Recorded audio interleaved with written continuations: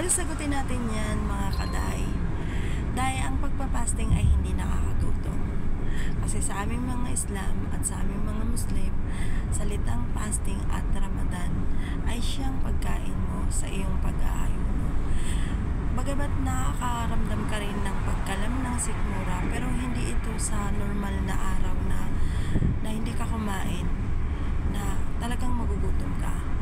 Kasi sa amin pag nag-fasting kami, pag nag-fasting, salitang fasting at Ramadan, hindi kami nakakaramdam ng gutom.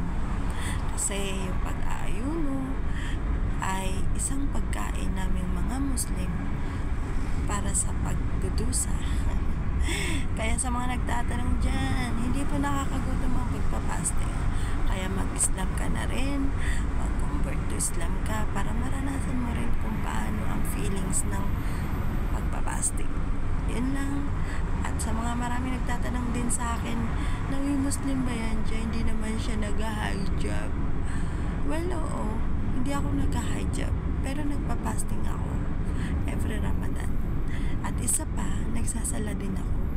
Pero hindi nga lang ako nag-hijab.